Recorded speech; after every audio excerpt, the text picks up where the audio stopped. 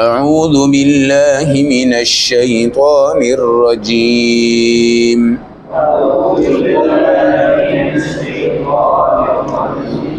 بسم اللہ الرحمن الرحیم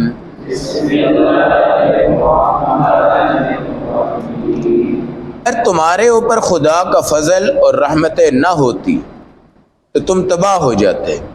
وَأَنَّ اللَّهَ تَوَّابٌ حَكِيمٌ، اللہ توبہ قبول کرنے والے اور حکمت والے ہیں۔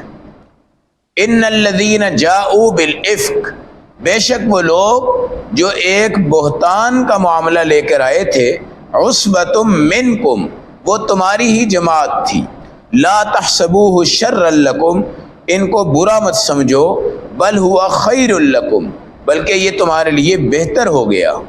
لکل امرئ منہم ما اکتسب من الاسم، ہر وہ بندہ جس نے گناہ میں حصہ لیا وہ سامنے آ گیا۔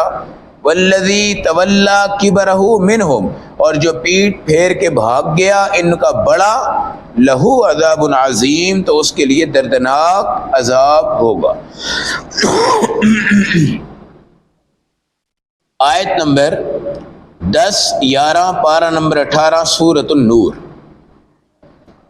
دنیا کے حالات میں اللہ کا فضل ایمان والے کے ساتھ ہوتا ہے اور اللہ کی رحمت بھی ایمان والے کے ساتھ ہوتی ہے۔ چونکہ سورۃ النور میں آپ نے زنا کے، زانی کے اور اس کی سزاؤں کے تمام احکامات پڑھے ہیں۔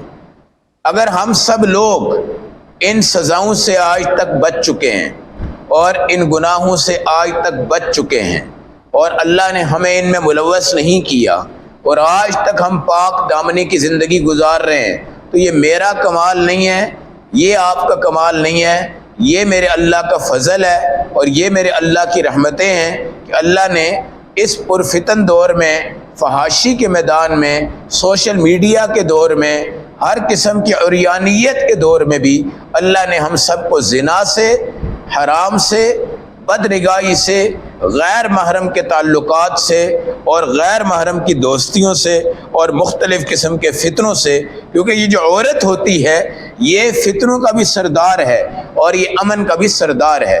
بنی اسرائیل میں عورتوں کے فتنوں کی بنیاد پہ انبیاء کو بھی قتل کر دیا گیا تھا، اور عورت فتنے میں بھی اول آتی ہے، اور عورت فتنے کو بچانے کے اندر بھی کیا آ سکتی ہے؟ اول آ سکتی ہے۔ ہم جس طرف چل رہے ہیں ہمارے ارد گرد تمام بھیڑیے اور شیاطین ہیں، کسی بھی ٹائم ہمارے ایمان پر، ہماری غیرت پر، ہمارے حیا پہ حملہ ہو سکتا ہے اور ہم اپنے ایمان کو بیچ سکتے ہیں۔ یہودی جو ہوتا ہے، کافر جو ہوتا ہے، مسلمان کو جب وہ گرانا چاہتا ہے تو یا عورت پیش کرتا ہے، یا دولت پیش کرتا ہے، یا حکومت پیش کرتا ہے۔ جس طرح ہمارے نبی کے سامنے انہوں نے کہا کہ آپ کو سب سے حسین عورت مل جائے گی، بڑی حکومت آپ کو مل جائے گی، جتنی دولت چاہیں آپ لے لیں، لیکن آپ اپنے یہ دین کی دعوت کیا کر دیں؟ بند کر دیں۔ اس طرح صحابہ کرام جب جہاد کرتے تھے تو مجاہدین کے سامنے وہ عورتیں ننگی ہو کے آ جاتی تھی تاکہ ان کی نظریں ہمارے اوپر لگ جائیں اور ان کا ایمان خراب ہو جائے اور ان کا جہاد ختم ہو جائے، لیکن اللہ نے فضل کیا، رحم کیا، ان میدانوں میں ان کو پاک دامن رکھا اور اللہ نے اپنے نصرت کے وعدے ان پہ اتارے اور اللہ نے ان کو بحفاظت مکمل طور پہ دینی احکامات کی طرف منسوب فرما دیا۔ قرآن حکیم کی آج کی تلاوت کردہ آیتوں میں آیت نمبر 11 سورۃ النور کی جو آپ پڑھ رہے ہیں، اس واقعہ کو واقعہ افک کہتے ہیں۔ افک جو ہے یہ عربی زبان کا لفظ ہے اور اردو میں اس کو بہتان اور الزام کہتے ہیں۔ آپ کو یاد ہوگا کہ سیدہ عائشہ رضی اللہ تعالیٰ عنہ نبی پاک علیہ السلام کی زوجہ ہے۔ حضور پاک کی 11 بیویاں تھیں۔ جب آپ سفر میں جاتے تو اللہ کے نبی قرن دادی کرتے تھے۔ قرن دادی میں جس بیوی کا نام آتا آپ اس کو سفر میں لے کے جاتے۔ یہ ایک جہاد کا سفر تھا، اس کا نام تھا غزوہ بنی مستلق۔ غزوہ بنی مستلق، اس میں جب آپ نے قرن دادی کی تو حضرت عائشہ رضی اللہ تعالیٰ عنہ کا نام بیویوں میں آ گیا کہ آپ ان کو ساتھ لے کے چلے جائیں۔ اب ظاہر ہے جب کوئی عورت کسی سفر پہ جاتی ہے، شادی بیاہ میں جاتی ہے، کم از کم کچھ نہ کچھ زیور بھی استعمال کرتی ہیں۔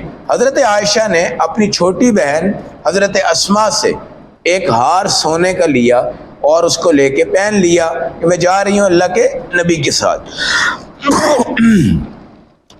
ایک بہت بڑا گروپ تھا جو اس غزوہ بنی مستلق میں چل رہا تھا، اور رسول پاک کی اہلیہ ایک اونٹ پہ سوار تھی اور پردے والی وہ جگہ تھی اور اس میں آپ سوار تھی۔ ایک جگہ صحابہ کرام رک گئے اور اس کے بعد انہوں نے وہاں پہ بیٹھ کے جو کھانا پینا کرنا تھا، بعد میں وہ اٹھتے گئے اور نکلتے گئے، اٹھتے گئے اور نکلتے گئے۔ حضرت عائشہ رضی اللہ تعالیٰ عنہ نے دیکھا کہ میرے گلے میں ہار نہیں ہے، ہار نہیں ہے۔ اب یہ پریشان ہو گئی اور وہیں پہ بیٹھ گئی، وہیں پہ اونٹ کے اوپر ہی بیٹھ گئی، اور پیچھے ایک صحابی تھے، ان کو اللہ کے نبی نے یہ ڈیوٹی دی تھی کہ آپ قافلے کے پیچھے رہیں تاکہ کوئی چیز رہ جائے، گر جائے، وہ آپ دیکھیں اور اس کو اٹھا کے لے آئیں۔ وہ صحابی اب ظاہر ہے آہستہ آہستہ آ رہے تھے، انہوں نے دیکھا کہ سارا قافلہ چلا گیا، ایک اونٹ بیٹھا ہوا ہے۔ خیر وہ جب آگے بڑھے تو انہوں نے یہ پڑھا انا للہ و انا الیہ راجعون۔ ان کو اندازہ تھا کہ یہ ایک خاتون ہے اور یہ قافلے سے گم ہو گئی۔ یہ کہہ کے انہوں نے حضرت عائشہ رضی اللہ تعالیٰ عنہ سے کہا کہ اپنا اونٹ اٹھائیے، کھڑا کریں اس کو۔ حضرت عائشہ کا جب وہ ہار گم گیا، اس کی تلاش میں صحابہ کرام بھی کافی لیٹ ہوئے اور نماز بھی جانے لگی اور پانی بھی موجود نہیں تھا۔ اب صحابہ کرام سیدنا ابو بکر صدیق کے پاس گئے، جی آپ کی بیٹی کا کوئی مسئلہ ہے جس کی وجہ سے سارا قافلہ رک گیا ہے اور اس کے بعد پانی بھی نہیں ہے۔ حضرت ابو بکر صدیق نے حضرت عائشہ کو ڈانٹا، یہ سب تمہاری وجہ سے ہو رہا ہے۔ اللہ نے قرآن میں تیمم کی آیت اتار دی کہ اگر پانی نہیں ہے آج کے بعد تمہارے اوپر اللہ تیمم کا حکم اتار رہے ہیں کہ تم سب یہاں تیمم کر کے نماز پڑھو۔ گویا کہ اس واقعہ کے صدقے سے ہمیں تیمم بھی نصیب ہو گیا۔ کیا ہو گیا؟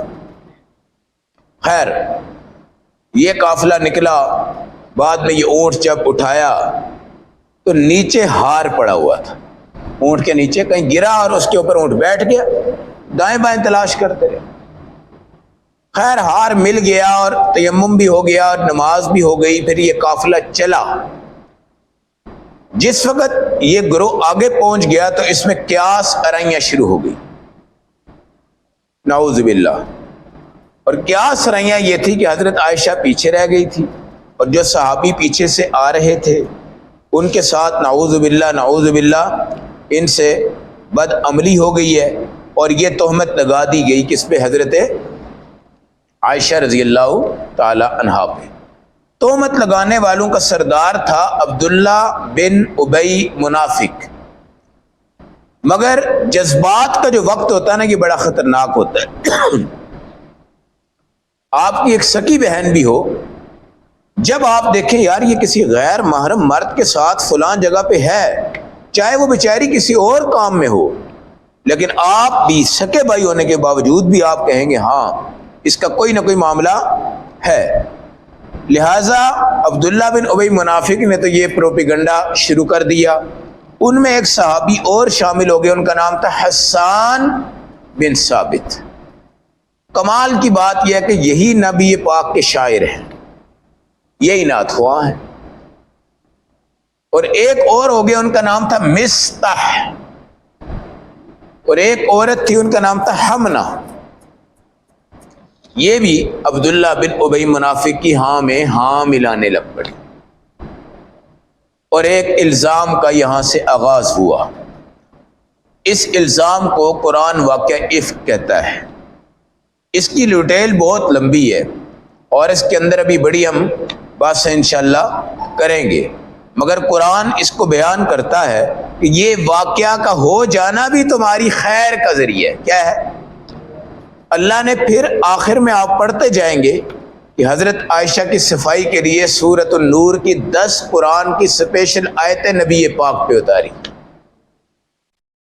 آج ساری دنیا کے حفاظ تراویحوں میں، نمازوں میں وہ پڑھتے ہیں، اور وہ وقت بھی آئے گا جب رسول اللہ جنت میں یہ آیتیں پڑھیں گے، حضرت عائشہ اپنے حجرہ جنت میں سن رہی ہوں گی اور کہیں گی واہ سبحان اللہ، الزام دنیا میں لگا تھا لیکن اللہ نے اس قرآن میں میری صفائی بیان کی ہے، آج خدا خود بھی جنت میں وہ پڑھ رہا ہے۔ آپ خود سمجھ سکتے ہیں کہ اتنی پاک دامن عورت جن کے بستر مبارک پہ بھی جبرائیل امین آ کے وہی اتار دیتے تھے، حالانکہ ہمارے گھروں کے بستر گندے ہوتے ہیں، وہ نظام نہیں ہوتا، لیکن ان کا بستر پاک تھا۔ اتنی پاک دامن عورت پہ جب الزام لگتا ہے تو پھر اس الزام کو جب صاف کرنے کا وقت آتا ہے تو پھر قرآن اپنے آپ کو کیا کرتا ہے؟ پیش کرتا ہے، اور پیش کرنے کے بعد پھر حضرت عائشہ کو کیا نور اور کیا چمک ملتی ہے۔ تو میں نے اس دن بھی آپ سے بات کی تھی کہ یہاں پہ زنا اور اس کی سزائیں اور بہتان اور الزام، مگر نام اس کا سورۃ النور رکھا ہے۔ اگر کوئی دنیا کو مٹانا چاہے تو اللہ اٹھا دیتے ہیں، اگر کسی کا منہ کوئی کالا کرنا چاہے تو اللہ اس کا منہ چمکا دیتے ہیں، اگر کسی کا درجہ کوئی گرانا چاہے تو اللہ اس کا درجہ بڑھا دیتے ہیں۔ اللہ ہم سب کو پوری کائنات میں الزام، بہتان اور الزام تراشیوں سے ہمہ وقت اپنی زبان کو بچانے کی توفیق رکھے، اور کبھی بھی آپ کسی کی الزام تراشی میں بدگمانی پیدا کر کے اس گروہ کا حصہ مت بنیے گا، ورنہ عذاب آئے گا تو سارے اچھے برے دھس جائیں گے اور تباہ ہو جائیں گے۔ اللہ ہمیں عمل و سمجھ کی توفیق دے۔